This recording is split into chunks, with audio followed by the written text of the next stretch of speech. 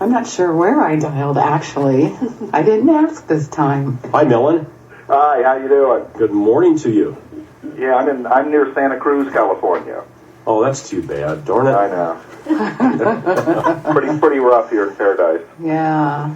Sympathy is flowing your way. Hey, how you been? We talked to you last December. How have you been? Excellent. The world's been through a lot of changes, and I think most everybody I know has been through very serious issues since I talked to you last. But it's transition time, so let's get with the program. I'm ready. I want to hear more. Yeah, I just want to have the program explained. I don't want another month of March like I've had this month, so tell me what happened. Oh, my God, I tell you, just... Hey, did somebody call you up and tell you about my life the last 3 months? Is that what happened? Yeah, exactly. Oh, I tell you, almost everybody I know has been going through very deep and serious issues in their own lives, but they're issues that bring upon us soul changes and deep fundamental changes and life and death issues. It's just been astounding. Almost everybody I know has been going through these issues, and if you realize this is what it takes sometimes to get us to the next level, then it becomes a little easier. You start getting with the flow of things. My daughter knew I was coming up here yesterday, and she goes, now I've been going through a really terrible month of March, and she goes, Mom, I have a feeling this guy you're going to interview tomorrow, he has something you need to hear. So I think I'm hearing like I'm not alone, and that's good. Yeah, we're not alone in all this, and we really need to reach out to each other more than ever now. And how can we reach out and help our fellow human get through these bumpy times? I mean, how can we support them and honor them? Just being a good friend. This is also a test of friendship, because we're all hitting like rock bottom right now on a lot of issues, and we're coming through a very dark period since 9/11. I mean, that was really a downer. And one of the things I'm seeing about the recovery that's having a real catharsis with people is that movie Vendetta. Mm-hmm. I've seen it several times now, and I watch the audience, and people are having catharsis with that movie. It's a real signpost. People are finally going to get past this fear of fear itself, which we've been going through since 9/11. Yeah, and it's a lot of fear that, I mean, is this change out of our control? I mean, for me, it feels like all this is coming crashing and that kind of thing, that I didn't instigate it. And for me, I'm just saying, folks, welcome. I've been experiencing this for the last 5 years. You newcomers, you. Get in the back of the bus, will you, and sit down. He's the driver. Look out. Oh, I tell you. Yeah. There is, all of this is under our control, actually. But events happen like weather, in our emotions and in our relationships. These storms come and go. And in the end, if we learn anything, we're going to learn how to transcend this. And it's one of those inevitable things. This makes change inevitable, because you will adapt and you will get through this, and things are going to get much better. But we're just getting past the post 9/11 stuff in the world, which is very, very deep emotionally. It hit us in every level, from our psyche to our emotions to our religious values to our spiritual nature. And it was a real wake-up call, a real polarization.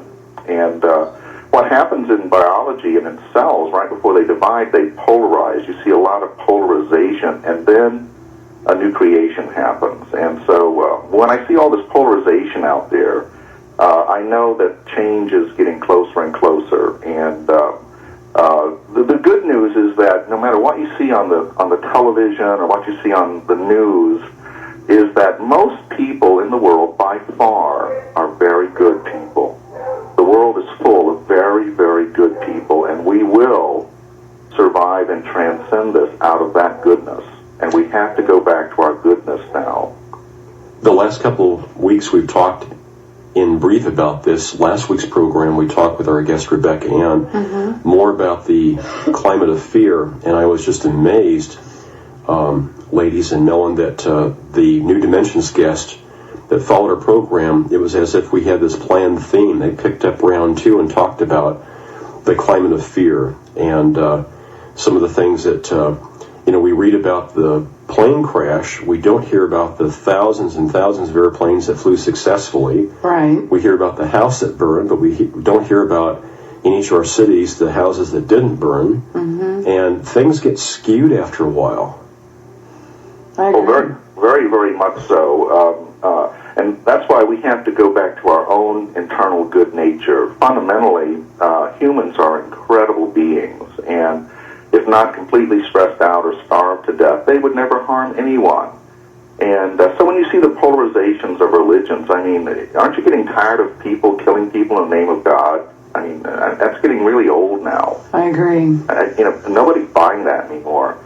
But we're in those last stages, and when I was on the other side, I saw that the final evolution or the final change that sets mankind free is when we all stop killing each other in the name of God, and we realize we're all talking about the same God, the same source that we all come from. And to kill your brother in the name of God, to burn temples in the name of God, to do these kind of things to each other in the name of God is becoming silly and pointless. And most of the people in the world are getting this already. There's a big change about to happen. The Mayans and the Romans and the ancient civilizations, they fell from within. But when I mean fell, the old order, the old paradigm changed, because you get to a certain point where the people don't believe in the high priests anymore. And that includes our politicians. We lose faith in them, and then changes really happen. It's when we have faith and false hope in the wrong ideas and the wrong paths that we get into all of this darkness. And we're about to come out of this darkness now, because people have had enough of this. They really have. I can't wait. How can we make it get out of it faster? Kathy, can I borrow your flashlight? Yeah. Sure. Well, it's friends helping friends, right here. Yeah, it's like, you used come my on. flashlight for a while. And Yeah, follow me. Yeah, there's some very excellent times ahead of us, but this was a real catharsis for everyone, and we were thrown deeply into the worst fear imaginable and the worst imaginable enemy that you couldn't see, or the enemy was everywhere, and in the end we're going to realize that we actually have no enemies. We have no enemies. And that we are all from the same source. And I think most people get that already. And that no one owns God. I mean, a lot of religions, a lot of people act like they own God. This is the only way God is. And that things like the Bible have served their purpose, and very good books. But on the other hand, we're killing people over a book. We're killing people over things written in a book and interpreted by fundamentalists. And the fundamentalist is really polarizing the world right now. But that is also making people wake up and realize, which side of this am I on? Am I on the side of regeneration or degeneration? Am I on the side of growth, or am I on the side of non-growth? And that's what we need to do, is really wake up and realize that you've always been in control. You were born the boss. Literally. It may be impossible for some people to believe right now, but you were born the boss. Mellen, hold these thoughts here, and perhaps when we come back, for those listeners that didn't hear your first appearance in December, you can lay out some of the basics of literally your experience going to the other side and back. All right.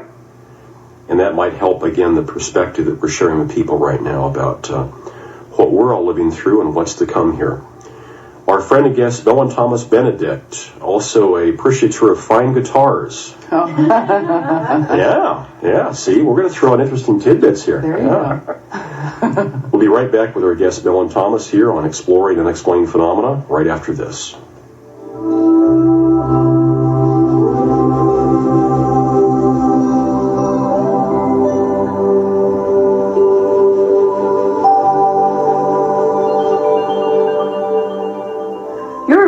KZUM Lincoln 89.3 on your FM dial and on the web at kzum.org. If you would like to become a member of Nebraska's first and only community radio station, the number for KZUM is 402-474-5086.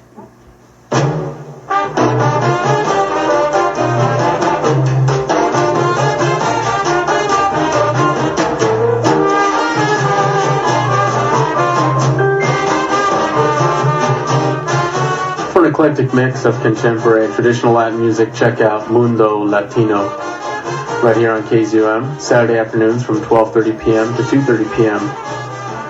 I'll be your host. I'm Conrad Castañeda, and you never know what I'm going to play. So once again, tune in Saturday afternoons right here on KZUM 89.3 FM. See you then.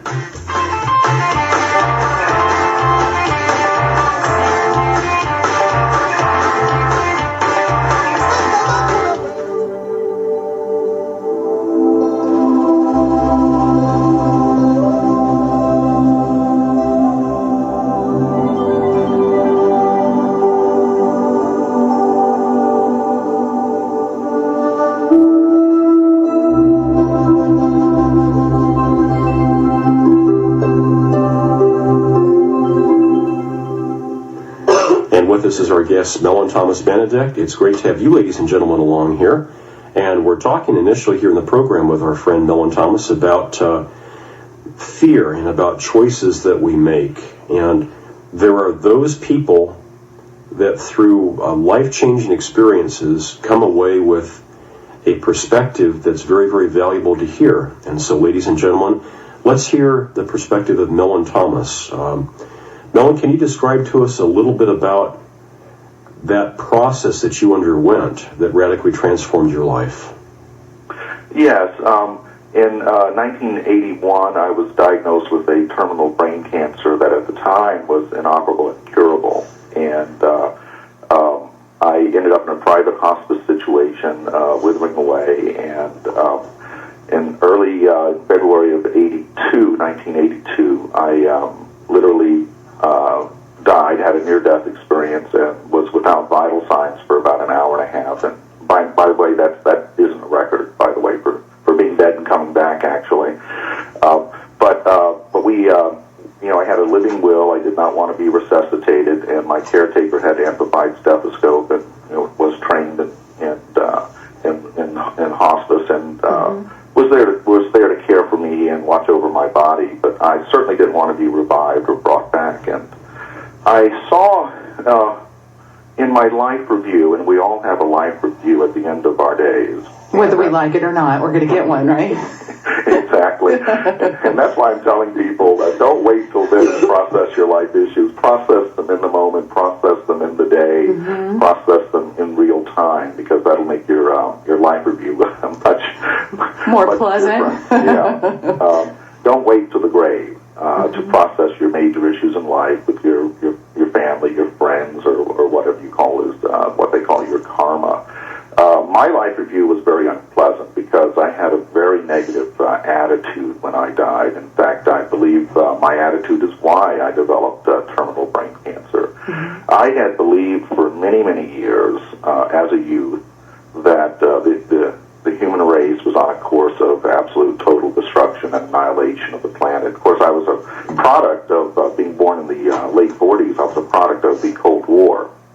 And as a child, I was constantly shown films in school of nuclear weapons going off, and only cockroaches would be left alive, and how to duck under my desk as if that was going to be a lot of protection. And even as a child, you thought, well, why do I need to be under the desk? And so I was steeped in that Cold War mentality that I think only people have got a taste of since 9/11, the kind of pervasive underlying fear that there's a super enemy out there and they're going to get us if they can. And in my day, you were envious of people who built bomb shelters in their backyards. I don't see people doing that today, but in those days, you were envious of people who had bomb shelters. And you live this way. Also, the ecologists were telling us at the time that mankind had already damaged the planet so much that it would never recover back then. And I really got quite steeped in all this in the 60s, and then we had Vietnam, and boy, things went on and on. And I began to believe that nature had gone wrong and created a cancer named humanity. And I perceived humans as a cancer on the planet. And of course, by then, I was non-religious at all. I'd been sort of raised part of my life in Catholic boarding schools, and I was pretty much an atheist by the time I got finished with that experience. In fact, it was worse than that. I wasn't even an atheist. I was not interested in the subject of spirituality or religion at all for most of my life, actually, up until that time. So I had no spiritual background. My family wasn't very religious. And so here I was, pronounced terminal, and had to deal with my life suddenly. And I chose a very negative course. I was very unhappy, and I blamed the world. I blamed a God I didn't believe in. I blamed everybody, my parents and everybody. So I died with a pretty negative attitude. In my life review, and what's interesting about your life review, it can start at the very moment you die and tick backwards every second of your life to the moment you were born, and then even prenatal. I even had prenatal memories, which I talked about with my mother later, that she was amazed that I could remember things before I was born about her and my father, and events that had happened even before I was born. And in that, I got to really see how my life, it was a logical progression of how I ended up with brain cancer. You know, I thought humanity was a cancer, I'm a human, and that's how I lived. And it's your thinking can really have a tremendous effect on your life and your immune system. And when my life review finished, and you can look up on my website for more details. We don't have all that time today because it's taken me 20-some years to even tell the story. I don't think we have that much time today, do we? No, not quite. Well, I heard something, Mellen, that you said that was interesting. You said, when I died,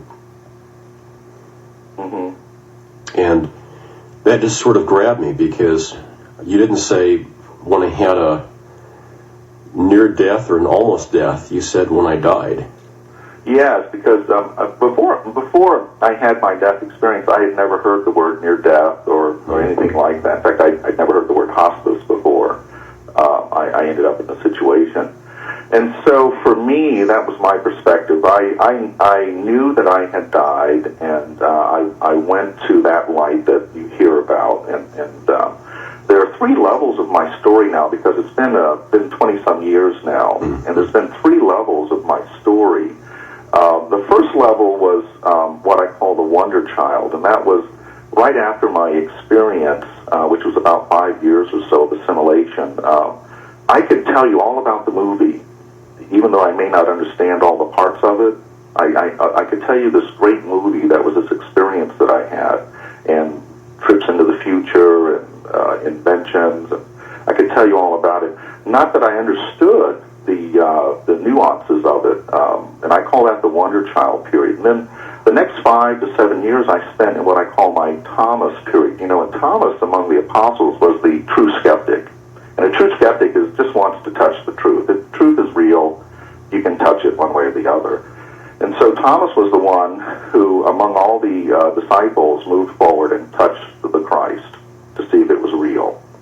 And that's a true skeptic. I'm not interested in phonies or fakes, but I spent the next 7 years in my Thomas period really skeptical of my own experience and checking out everything I'd learned on the other side, and traveled the world. And I'm now in my third phase, which is really the phase in which now I really have assimilated and I understand what happened to me, and I've also had many, many experiences. I return to the light almost daily.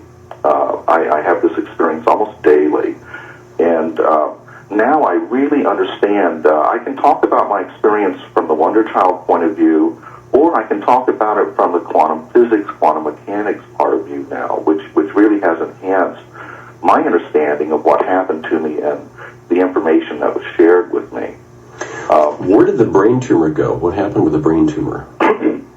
Well, I was scanned afterwards, and I remember the doctor putting up the pictures on the screen, and we looked, and and there was no trace of it. There was no trace of my tumor, which was about the size of a quarter at the time. And there was no sign of it, and the doctor said, well, look at this. And I blurted out, God, it's a miracle. And the doctor said, no, we call these spontaneous remissions. And that's the first time I heard that word, too, spontaneous remission. So I asked the doctor, what is a spontaneous remission? And the doctor said that people have been studying spontaneous remissions for many years, about 20 years at the time, and that almost every known condition to man, from blindness to dental to MS, have had spontaneous remissions. The disease or the condition completely reverses to normal. And then he pointed out something in the scans. He said, see here, had we operated on you or irradiated you, you would have had lesions, scar tissue, cavity there the rest of your life. It would always show up every time you were x-rayed or scanned. He said, in spontaneous remissions, quite often, the very same tissue reverts right back to normal. And we have no trace of this now. And the minute he said that, something just hit me, and I thought to myself, what is the physics of spontaneous remissions? How does this happen? How does this miracle actually happen? And so I've spent the rest of my life since then totally fascinated in studying spontaneous remissions, how they've worked around the world, everything from faith healers to modern medicine.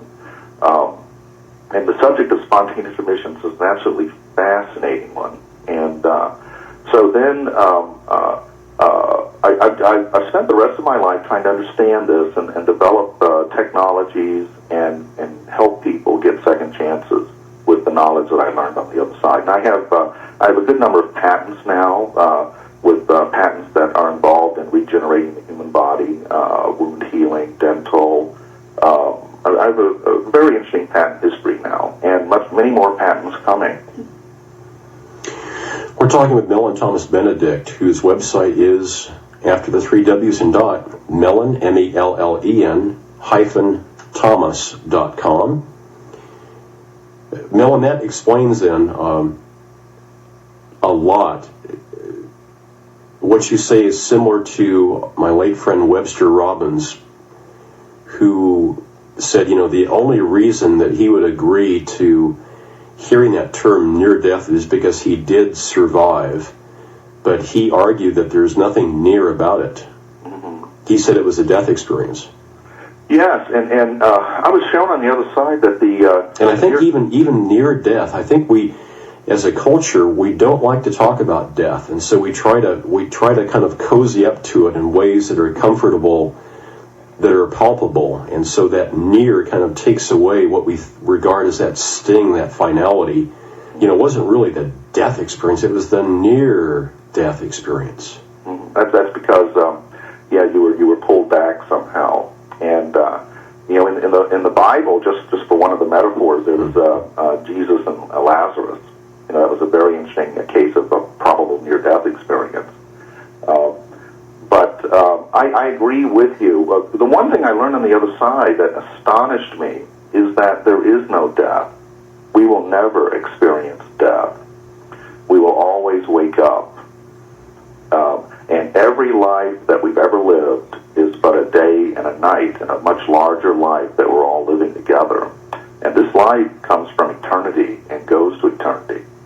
And I was shown on the other side that the near-death phenomenon, what we call the near-death phenomenon worldwide, is going to have such a tremendous effect on humanity, because from day one in evolution to the present day, we have been in this survival mode of existence. Survival, eat or be eaten.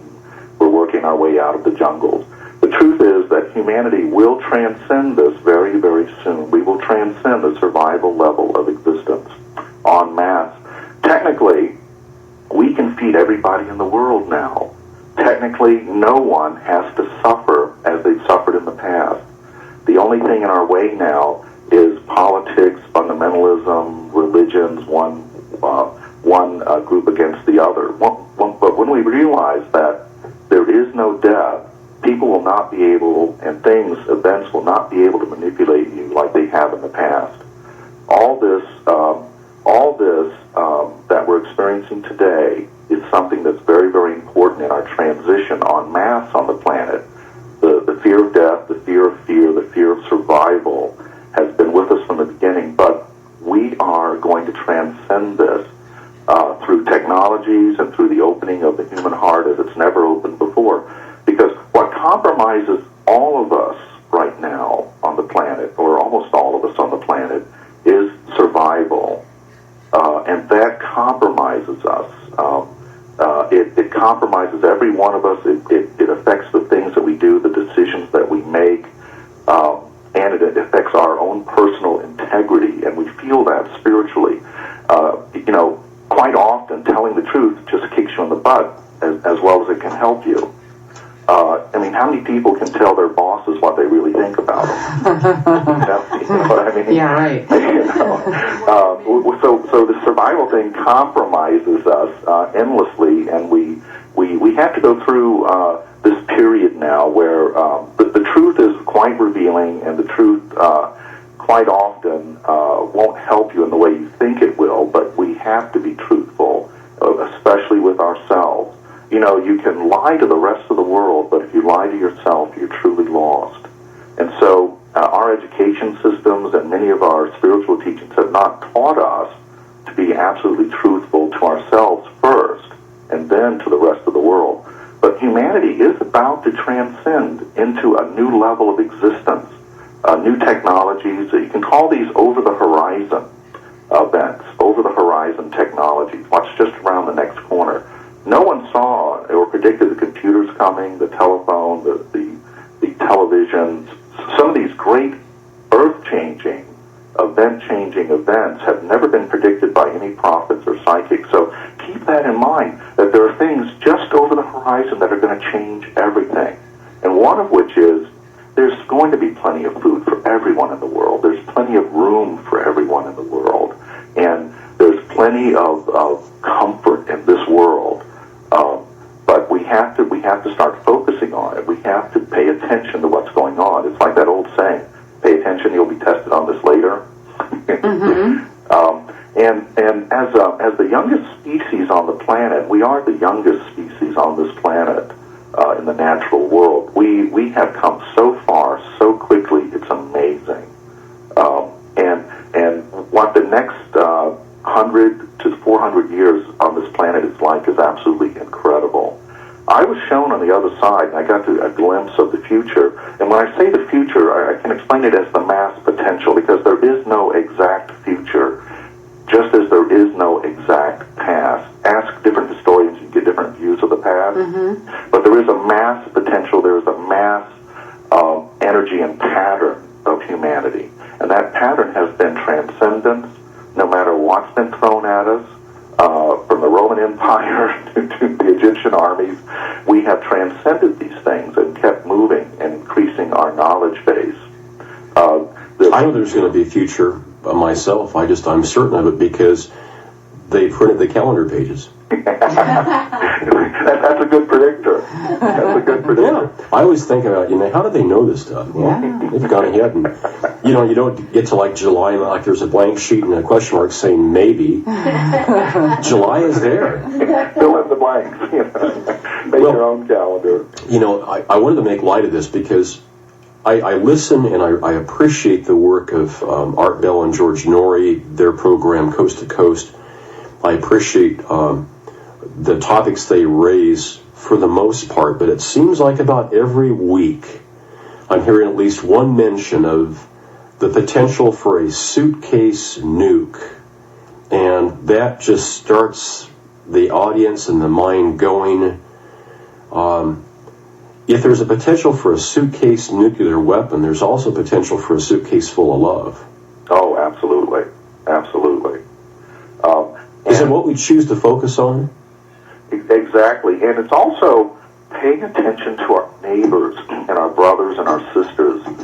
We have, in many cases, been very myopic and very self-centered in the way we have treated the world and the way we treated our resources. We need to really pay attention to why people feel the way they do about us. Why does anyone want to attack you? We need to pay attention to that and address it. I was asked... you mean my neighbors that live here in Lincoln, Nebraska, that are Arab in nature, if they aren't carrying a quart of Pennzoil 1030 in their arms, and I should shun them and just, treat them bad, right?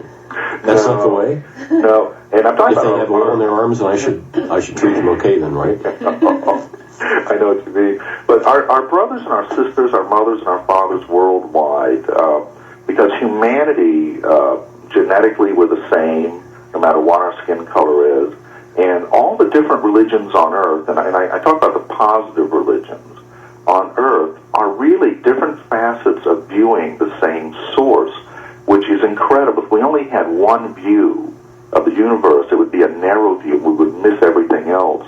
So if you add up all the religions on earth, you get some idea of what God may, the nature of God may be like. That's a really good outlook. Yeah, and respect people's views and cultures. There's also in every culture and almost every religion on earth there are things that are not positive and things that do not lead to growth, which have to change within. It's like there was a revolution in Catholicism that controlled the world for so many years when you had the Reformation. There's going to be a reformation in Islam. There's going to be a reformation in the world itself of how we view and treat each other. And it's just the beginning, and that's the thing that we have to remember. It's just the beginning. But I can tell you this. I was shown the mass potential of the planet into the future, and the people of the future, say even 400 years from now, look back on us of these times as the giants of history. And that astounded me, because we think we're really screwing up. We think we're doing everything wrong. But in the end, all of our efforts, your daily job, the way you work with your children, every little thing added up to free mankind. And that's where we're headed. We're headed towards a heaven on earth. It may sound, idyllic, but the truth is, heaven on earth is when this harmony comes to all of us. When we transcend survival, we reach our hand out and bring the next one through. And this is beginning to happen more so than ever. The history of charity on this planet is very interesting if you want to study just the history of charity, which began in really the 1850s, organized charities as we know them today, and they're growing. They may be inefficient, they may be a little wasteful right now, but that idea is a fascinating idea. In the rest of nature and the rest of our world, you don't have charity or retirement plans in the natural world, animals and insects and things like that. We're the only beings that have come up with these very graceful, very enlightened concepts. Another thing that I saw that I thought was very interesting is that very soon, very, very soon, we're going to have what you might call enlightened beings entering into the Fortune 500 class. Wouldn't that be something? Money is about to become enlightened on the planet. Let's talk about this after the top of the hour break here, Mellen. And I also want to get your viewpoint, too, because of your experience with the light, on just some comments about other intelligent life forms. Okay. And we'll leave it at that here. We've got Darla and Kathy in the studio. And how are we doing so far? Good? Yeah, the time's flying by. Learning lots, as always. Yeah, this is a great experience to be with Mellen Thomas Benedict. We will take your phone calls and comments. Some of you don't want to miss anything, so you don't want to make that phone call. But if you do want to call us and ask Mellen a question or make a comment, from any place in the world, our phone number is 402-474-5086. We'll be right back.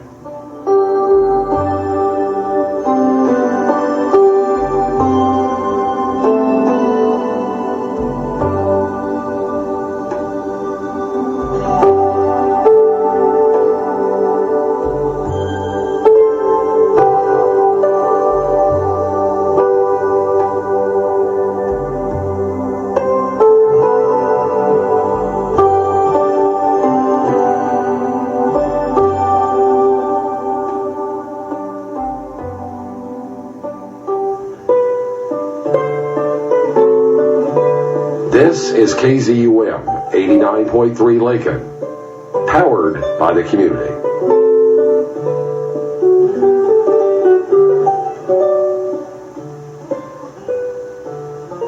This program is made possible in part by a grant from the Zoo Bar at 14th and P Streets, Lincoln's internationally known blues bar, bringing Lincoln blues, reggae, R&B, and roots rock since 1973. And by KZUM member listeners everywhere. Each week, New Dimensions explores the social, political, scientific, environmental, and spiritual frontiers with some of today's foremost social innovators, thinkers, scientists, and creative artists. Hi, I'm Michael Ray, the author of The Highest Goal. Next time on New Dimensions, I'll be talking about the secret that sustains you in every moment. New Dimensions, Saturday morning at 11:30 on KZUM, powered by the community.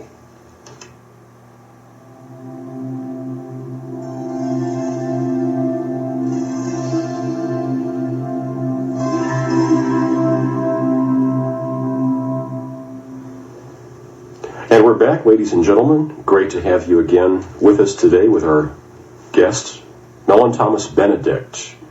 Our conversation so far has been wide-ranging and promises to remain that way for the balance of the program. If you've got comments or questions for our guest, Mellen Thomas Benedict, our phone number is 402-474-5086. And of course, if you're listening to the program on the archive site, it's after the program, so don't call then. You can call now. Thanks don't for call your then. help, Scott. Well, be careful. The coffee's hot. You might burn yourself.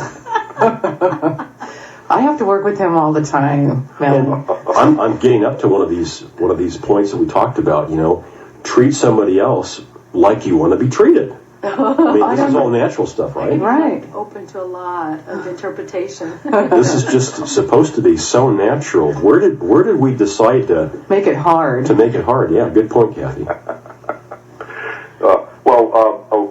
From my perspective, what I saw on the other side is that the human population on the planet needs to get a bit larger, and in doing this, we're going through a lot of birthing pains. The actual truth is that we have not actually been born yet. That's why I put on those extra 10 pounds, huh? Yeah, we're all in labor right now. We're in I agree. The late stages of it. How come it has to be painful labor, though? How can we not? It really doesn't, but that's been our history. Our history has been growth through pain and survival modes.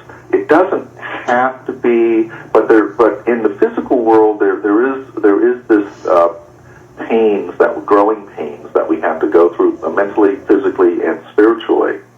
And then once you pop through, you go, oh boy, why did I think that was so tough? It's like getting lost, and then once you found your way there, you can find your way there forever. But the first time could have been a miserable experience. And believe me, I'm famous for getting lost. You too, still? You get lost? Come on. I need GPS.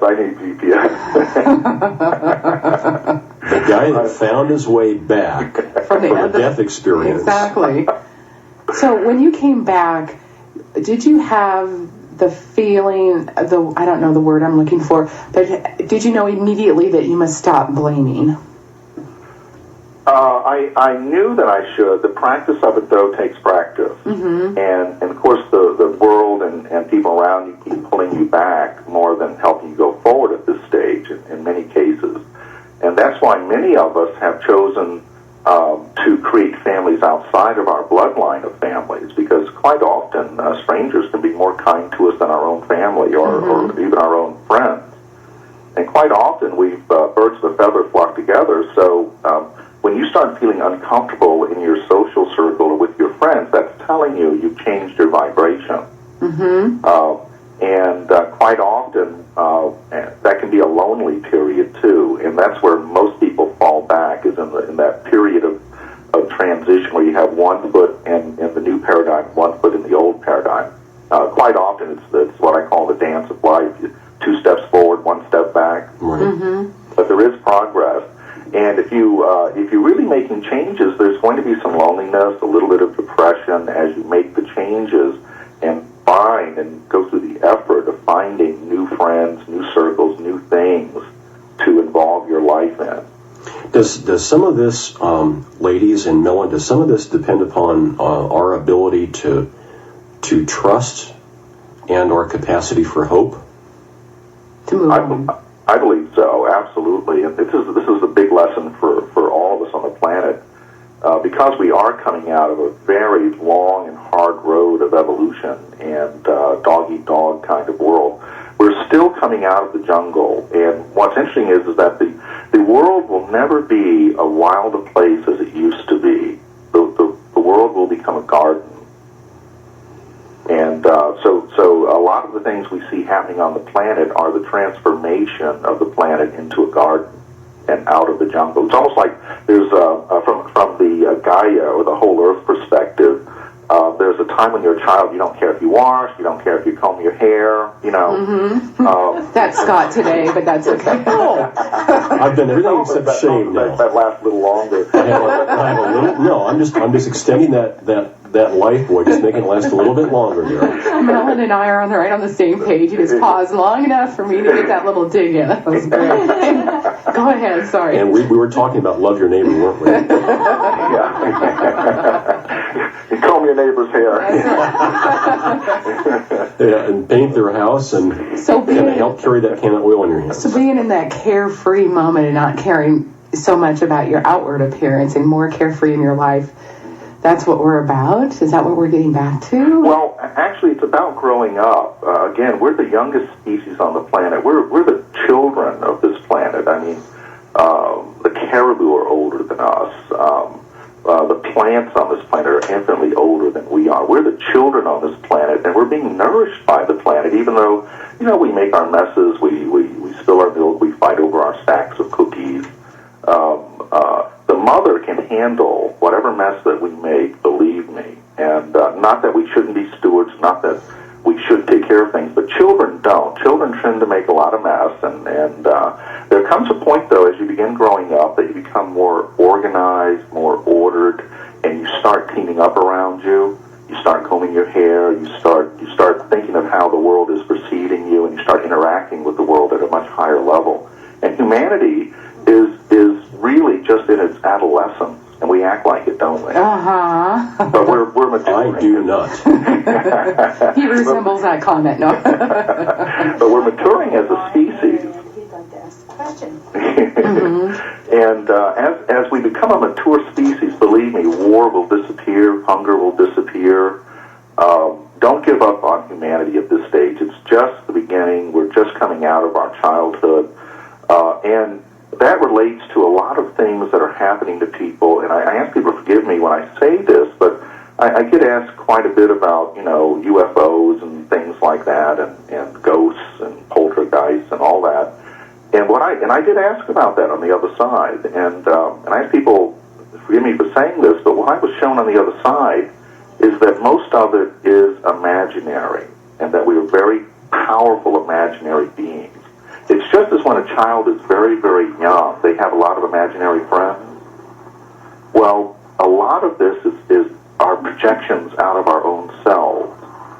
So much of it is. In fact, I haven't seen anything that smacks of aliens so far on this planet. Not that the universe isn't filled with life, and that the universe isn't super intelligent, and that nature itself isn't a base of super intelligence that we come from.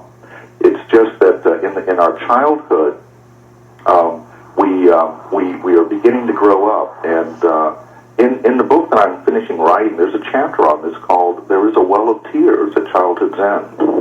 You know, there comes a time when you have to leave home and go out into the world and take care of yourself. And that can be fairly scary and depressing. I remember it was for me. I remember my high school graduation present from my parents was a travel kit. And I said, oh, wow. You're on the air with Mellen Thomas Benedict. Good morning. Hello, good morning. I was just going to ask, what was your stance on the war on drugs and possibility of hemp as being used for fuels and food and fiber and that type of stuff? Well, this whole war on drugs is rather silly. It's only made. It's like, didn't we learn anything from Prohibition? Back at the turn of the century, it just made for more crime, and it just made certain families like the Kennedys incredibly rich, and putting people in prison for nonviolent crimes is unfair and costs way too much, and putting hemp and things like that in certain categories is really ridiculous, and it's also costing us more. The drug on wars is costing us more than it's ever accomplished. On the other side, I asked about that, and basically there's no real judgment on that, and then I learned by reading Carl Jung that everyone's path, whether it be drugs, alcohol, or shamanism, or whatever, we're all trying to get to the high ground, and that's what it's really about. Why? We have to ask, why do people do drugs, and address that. And every culture in the history of the world has had some sort of involvement with this endlessly. I mean, it's a common thread through human history, and in fact, you can study this in the animal population too. There was a beautiful documentary about this certain tree in Africa that at a certain time of the year it's got these giant fruits, and the heat turns the sugar in it to like this pure alcohol, and all the animals come to this tree, and they're all peaceful. You've got the lion and the giraffe and the monkeys, and they all get drunk, and then they just seek this out. They seek this experience out, and then the funny thing in the documentary is the next morning to see a drunk, hungover giraffe while trying to walk. Seeing a giraffe with a hangover is. So there has been this link and history with this. It can be very positive or it can be very negative, just like going out in the sunlight can be a positive or a negative experience. So the whole drug on wars is really a sham and really needs to be readdressed. From my perspective. Do you foresee America ending the war on drugs anytime in this lifetime? Well, Prohibition, if you study history, Prohibition was a very weird time. And it eventually ended through sanity, and sanity will come back into this. It's just that there's too many people making money off the drug on wars, including government sources and criminal sources. Look at the real facts and real stats there, and honestly, look at who are the biggest drug dealers in the world and facilitating that. The chemical companies, the oil companies, and the government itself. Yeah, when we were sending, pretty much everyone's making the war on drugs down to Central America, and then bringing planes back filled with drugs to help pay for the weapons we were sending down there. Haven't we learned anything from that? Why do you think Noriega's still in a prison in a basement in Miami? He videotaped all this. That's the hold he had on us, and it's going on all the time. It turns out that the biggest drug dealers in the world have been the royal family, the richest families in the world. Just look at the drug history. Look at the Boxer Wars. Speaking of Boxer, was that a friend of yours there? Yeah. Okay, caller, we're going to thank you very much for taking time to call us here. All right, thank you. Yep. And you're on the air with Mellen Thomas Benedict. Good morning. Yes, good morning, gentlemen. I have two questions for the guest. The first is what he thinks of Revelations, and the second is, does he believe in evil? And I'll hang up and listen. Thank you. The book of Revelations is an interesting book. I believe everything that was talked about in Revelations happened in about 70 A.D. People will tend to argue over that, but I believe it was a self-fulfilling prophecy that's already been fulfilled, and it wasn't even and it's been highly misinterpreted by fundamentalists, preachers, for their own ends, because fear, they raise a lot of money through fear, and the end of the world is one of the biggest fears you can have. Also, in that, people give up. I mean, I've been to places where people believe this, and they've actually given up on the world. They are waiting for the world to end, and so they are not really participating anymore. I choose not to believe in these self-fulfilling prophecies, and I think history bears out the fact that Revelations was not even important until modern commercial religion got involved with it, and starting in the late 1800s. And it's used mostly to raise money, and it's fear-mongering. And probably the revelations happen for those people who prophesize those things in their own time. And I ask people to forgive me on that, but that is pretty much what I saw on the other side, is all the negative prophecies of the end of the world will end in our lifetime. All the legitimate ones, not the new agey ones and all that, but the ancient prophecies from the Mayans all end in most of our lifetimes now, and we'll get past this end of the world stuff soon. Okay, now the question, Mellen, about evil, and that's not the evil that I do, but it's the evil that you do. My evil's pretty good, but your evil is very bad. So let's talk about your evil, okay? Oh, gosh. Hey, stop pointing that finger at me. Geez, that's, what is evil, Define evil. Yeah, and the truth is that we can be any way we want to be, and you will not be judged for that on the other side in the light. That's the astounding thing. Why we have rules and why we have compassions and things is that in this real world and living together, life is better than death. Regeneration is better than regeneration. And that's why we've come up with what we call laws and things like that, so that we can cooperate with each other. In the animal kingdom, when an animal gets killed, you don't have police showing up doing reports on it. They don't do that. In the human world, the humans prey and hunt on each other by far less than any other system in the living system here, from bacteria to insects to plants and animals, who are constantly hunting and preying on each other. Humans stand and have the potential to transcend all of this, and already we're incredibly graceful beings. There's really very little evil in the world en masse. It's just that we tend to have let our quote prophets focus on that, quote news media focus on that, and what we're never getting is all the good news that there is. I wonder if you heard all the good news that was going on, if you would think there was that much evil in the world. And how do we find the good news? Turn off the TV and turn off turn off the newspaper and turn off every Saturday morning from 10 to 11:30 a.m. Central Time on KZ. Yeah. Well, I think what's happening is there's a real growing mood in the world to want to hear the good news, because all this constant negativity is very, very, very one-sided, and the concept of evil and the discussion of evil is not something I can capsulize in one small conversation here. But so that's about all I can say right now before we get too long and too deep. We had several days ago in Lincoln, we had some thunderstorms, and weather forecasters, again, I'm getting on my soapbox, ladies and gentlemen, but I heard two weather forecasters talk about the bad weather that Lincoln was experiencing. And I said, it's spring, it's supposed to rain. This is great weather. Right. This is not bad weather.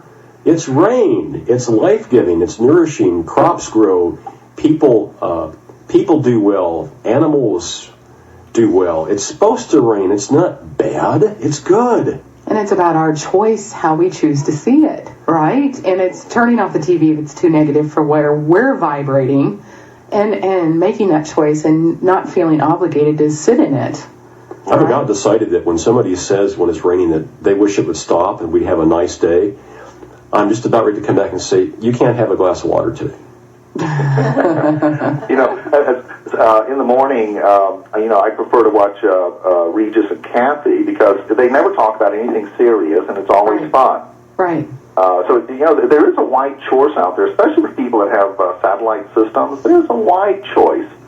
Televisions and satellites are instruments of light. How are you using that light? and how are you using it to focus on the world?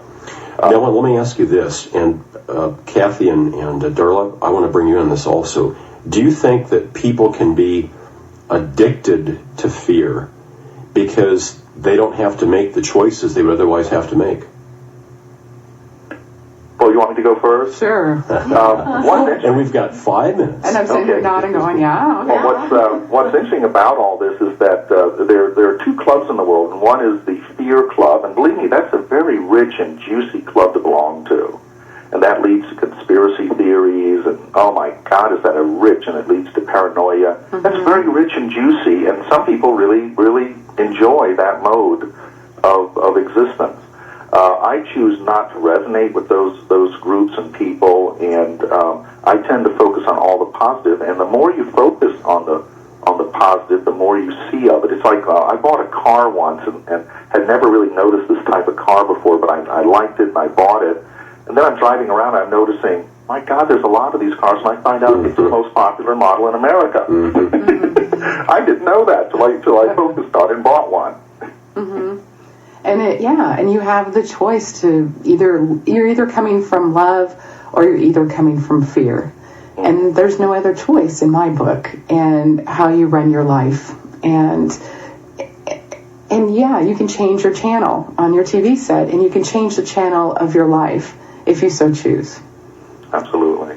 And remember that all the Holocaust, I get asked about Holocaust a lot, and I say, which one? You're talking about the white one, the red one, the yellow one, the black one, which Holocaust? But the truth is, and again, forgive me for saying this, but every Holocaust that's ever happened has taken an extreme amount of cooperation on both sides. Mm-hmm. Think about that for a minute. Every Holocaust, including the last one, has taken a tremendous amount of cooperation from the victims also. That's huge. Mm-hmm.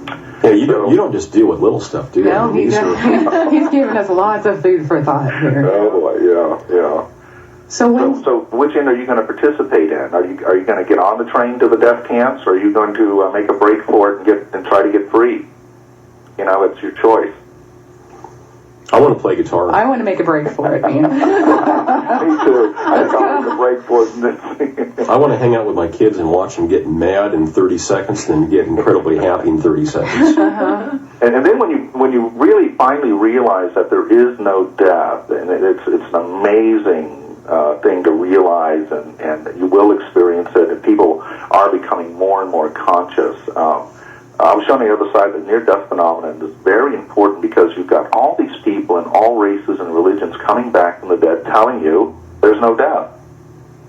We are starting to pay attention to that, and it's going to give us this eternal hope that we need to have right now to get through these dark times, is that there is no death.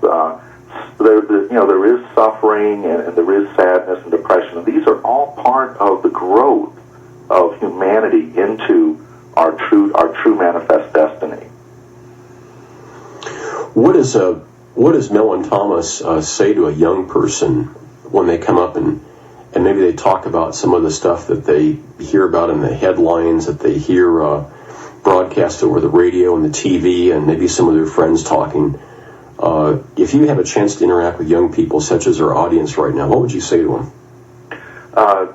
Don't give up hope, and frankly, realize that there's actually so much good if you'll focus on it. There's so much good you can do, and if you want to start focusing on good, start doing some good in your neighborhood, in your community. Get involved with some do-gooders. Get involved with some charity organizations. It really kind of brings you out and makes you realize how blessed you really are. I spend the major holidays, Thanksgiving and Christmas, working at a shelter. It just is a phenomenal experience, and I especially love Thanksgiving because everybody shows up and it's a big feast and everybody's happy. Christmas is a little different because it involves presents and everything, but get involved, get out, and get involved in good things. You'll find there are so many good things, and there are single individuals that have changed state laws, that have changed countries. So the power of the individual is absolutely unimaginable until until you try, you don't know what kind of good effect you can have on the world. But I find the youth are really getting into this. They are reaching out more than we did and our parents did to cooperate, to help. They're reaching out. And also, I quite often find that they're tuning out all this negativity, except what their parents bring to them and what you get in some of our education systems. And they're choosing not to be in it. My daughter is just making conscious choices about not being in negative situations. It's like, I don't need to be here. No one has any power over me, and I can walk away, and she's amazing. When I was 17, I could never make those choices because I didn't know how to. And so it's awesome the way, and her generation and her friends are all doing the same kind of thing, and they're getting out there and they're helping, and they're not putting up with people trying to control them and putting it your way or the highway onto them. They're amazing. I see that everywhere we go. And one thing I don't see, though, is the total effect of the entire higher consciousness movement, say from the 60s to the present, is that the entire higher consciousness movement has done very little for children at all. It's astounding. Name conferences for children, name metaphysical conferences for children. We've left the children out. And the higher consciousness movement sort of became this self-centered, myopic movement. There's been millions and millions, untold millions of dollars made in the higher consciousness movement, but the entire movement itself has never created anything like a Red Cross or anything that's going to be sustainable.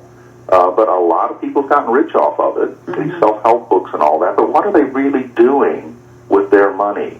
Well, you're not just messing around this morning. Well, I'm telling all these higher conscious people to wake up, smell the coffee. Exactly. They're missing part of the puzzle. They're missing. And we can't ignore our children. They are so crucial because they are the future, and in reincarnation terms, they are our parents. Remember, how you treat your children is how your children will probably treat you in a future life. Oh, okay. Are you covered? Let's keep that in mind. So, Mellen, when is your book coming out? Well, I'm really trying to work on it now. I've never stopped writing. I've been writing most of my life. I've had many offers, but basically it always boils down to this money thing and book tours where I have to spend lots of time in hotel rooms. But I never stopped writing, and I am going to produce a book within the next 6 months or so. But every time I try to get a book out there, it all becomes about money with publishers, and it just gets so messy that I think the best thing I ever did was just to give my story away. I've really literally given my story to the world, and will probably continue to do that. That's amazing. You have definitely given us plenty of food for thought today. And that's what it's all about. Aren't we about teaching each other? Absolutely. Reaching out to each other, loving each other, that's the magic, and it's pure magic when that happens. Mellen, thank you so much for taking time to be with us again. Sure, anytime. You going to play some guitar this weekend? Oh, yeah, I can't ever stop. I love it. You're Scott's soulmate when it comes to that. I have the hot lick disease. Now, is that in a textbook somewhere? And how does that relate to quantum physics? It should be. A couch potato rock stars. Oh, thanks for the laughs today. It's been good. Okay. We'll talk to you soon, Mellen. You have a great weekend. Okay, blessings. Yeah, bye. Okay, bye-bye. Well, Kathy, you were asking if we could have Mellen back. And, let's do it again. Wasn't that great? Again. Yeah. Let's just schedule him again, huh? Yeah. I mean, we had enough. We could talk like we were saying off mic during our station stuff that we were playing. We could spend a whole hour talking about one small aspect of that food for thought that he's given us, that we're sitting here and going, oh, he's right, as we digest the words. And we could spend hours and hours with him, I think. His website after the 3 W's and dot, it's a great read. It's Mellen, Mellen -Thomas.com. And thanks again to Mellen Thomas Benedict for taking time to be with us today. And we appreciate his work.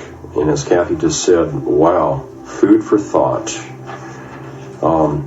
Next Next week, Charles Hall, talking about his real-life experiences with ETs in the Nevada desert in the 1960s while on active duty with the U.S. Air Force. Should be a great program. You know, Kathy and Darla, the older I get as a male, the more convinced I am that part of the way that we all get free is by women getting free. I agree. And it may be part of our responsibility as males trying to balance that female and male within us, that once it seems like it leads from if we get women free and kids are right there, and then we men are free too. And at the same token, I think you women have incredible power. I worked with a young lady years ago who talked about young males showing up at her school, this is a high school, that carried weapons. And I said, you know, if you could somehow band together and just as a group of women say, this is not cool, and we won't associate with you guys, we don't want to be around this until you guys want to shape up. I reflected back to my desire to be with women and to be impressive to women, and I would say, oh gosh, hey, I'll ditch this thing real quick. Hey, if that's going to give me a chance to sit down and I'm a hang with guitar you player, guys, yeah. I'm a lover, not a fighter. Hey, this is not a weapon. That's right. So we have power, we all do. We just choose to use it positively or negatively. Thanks to Mellen Thomas Benedict, Absolutely. we could sit here and go another hour and a half here. Processing it, yeah. Lots of food for thought. Yeah, it reminds us that we actually do have more power than what we realize. We have choice. Absolutely. So we wish you all, ladies and gentlemen, great choices this weekend. Thanks, Kathy. Thanks, Darla. Oh, you're welcome. Scott, thanks for letting us hang out with you and pick on you. Yay! We'll do some more of that next week. The daffodils are blooming. I'm going to go find some eggs. Until then, walk in beauty, folks.